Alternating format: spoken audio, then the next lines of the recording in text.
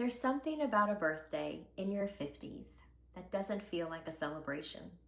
It feels like a conversation, the quiet the kind that shows up before the sun does, when the coffee is hot, the house is still, and for once, no one needs anything from you. And lately, that's where I've been sitting. Because in 6 days, I turn 55. And I keep asking myself, when did that stop sounding far away and start sounding like me? Because for the longest time, 55 belonged to someone else. My mother. In 2003, she was turning 55, and I had just turned 33. Busy, stretched thin, building a life I thought I had all figured out. Raising kids, checking boxes, doing everything I was supposed to do. And if I'm being honest, I didn't really see her. Not fully, not the way I do now. Because now, standing where she once stood, I see the weight she carried that never made a sound. I see the strength that didn't need recognition. I see the tired that sleep doesn't fix. And I keep wondering, did anyone ever ask her who she was outside of what she did for everyone else? Or was she just expected to keep going the way we all quietly do? Because here's the part that's been sitting the most with me, is that I've been in this online space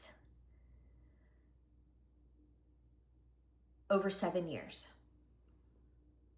7 years of trying, building, learning, pivoting, showing up, starting over more times than I can count. And this podcast, 1.5 years of me sitting here, talking into a mic, hoping it lands somewhere it needs to. And if you would have asked me back then, like 7 years ago, where I would thought I would be by now, well, I had a whole different picture, a very clear one. And I will be honest, I am nowhere near it, and I didn't even get close to it. I am not an influencer, and after really understanding what that actually means, I don't think I want to be one. I'm not a millionaire, at least not yet. No one is knocking on my door asking me to be on their podcast or a TED Talk or on stage to speak or anything else for that matter. I have 15 YouTube subscribers, so don't be jealous. And about 18 people subscribed or listening to the podcast. 18. And you know what? I'm okay with that. Actually, I am more than okay with it, because somewhere along the way, something shifted. I stopped chasing the version of success that didn't even feel like mine to begin with. I stopped listening to the voices telling me what I should be doing, how I should be growing, what I should want by now. I've done that already, and I'm not doing that again. I love this. I love this space. I love sitting here and talking. I love that I created this podcast and my YouTube vlog. I love picking up my camera and recording just random things to share, even if only a handful of people ever see it. I'm not doing this because someone told me I have to. I'm doing it because it feels like me and it makes me feel good. And maybe that's the part I didn't understand 7 years ago, that success isn't always in the numbers.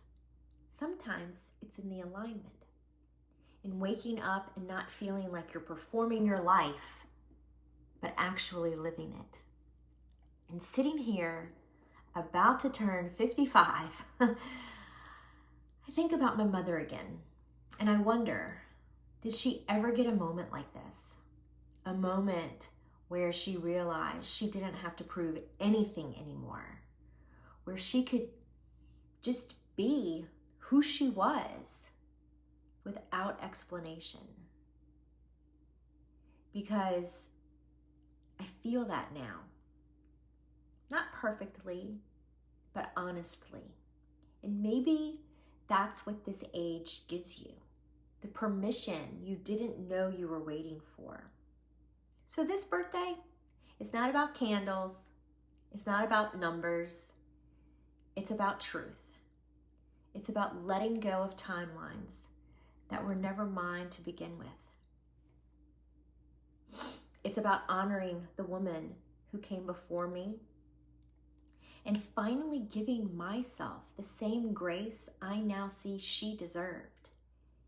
And it's about the woman I'm still becoming, who for the first time in a long time isn't trying to become anything for anyone else, just herself on her terms. And honestly, that feels like the kind of success no number could ever measure.